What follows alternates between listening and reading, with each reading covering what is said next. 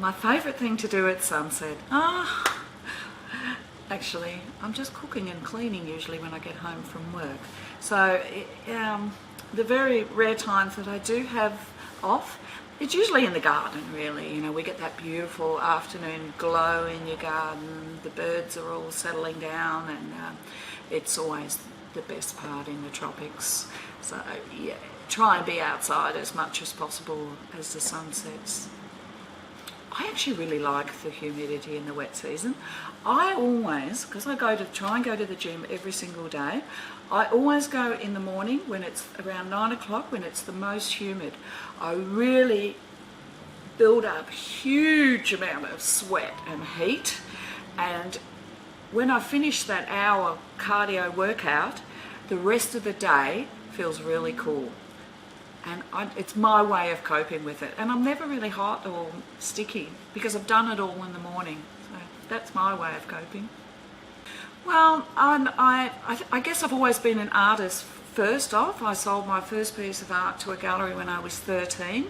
But, you know, had that realisation that art's not going to buy you a house or feed your family. So I went into business, into management.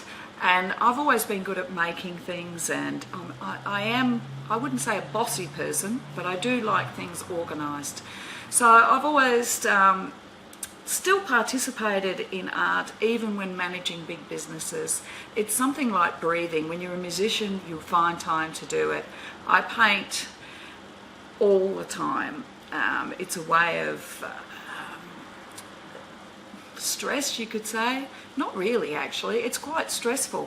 For me, it's pushing my boundaries further and further and taking myself out of the comfort zone. So I really want to learn something new every day. And for me, producing art is about pushing my boundaries. It's not really about meditative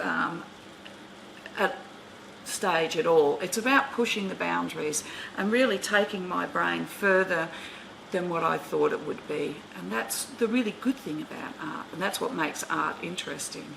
Most artists, we love creating. So gardening is creating a space. Gardening is one of the most beautiful things, and actually in the territory, well, definitely in Darwin, we have more gardeners per population to anywhere in Australia, because if you don't, you're living in a hot box. So, and it's so fun in the territory because things grow so fast, and there's nothing more exciting than planting something, stepping out of your door and seeing that bromeliad or orchid or whatever flowering.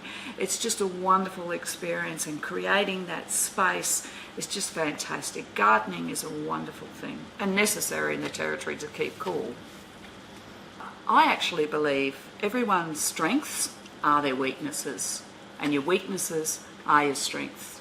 It's about understanding them and building on them and avoiding the pitfalls of the weaknesses.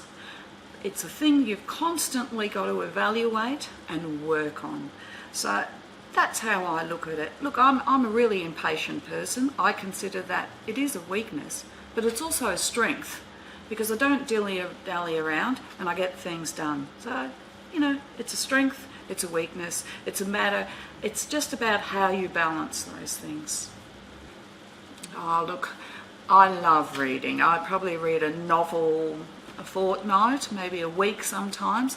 I think it's really, and for me, it's really important, no matter how tired I am, to read a novel, even a couple of pages every night before I go to sleep, just so you're not churning over the same thoughts all night. You know, you need to wake up refreshed. You need to be able to, in a day, escape to another world.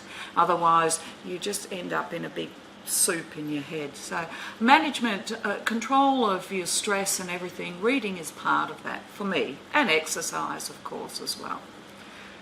So I also love to read non-fiction books. Often when I've been out for dinner or something and I've had a few glasses of wine, I really like to, when I go to bed, is read really hardcore philosophy or books by great economists.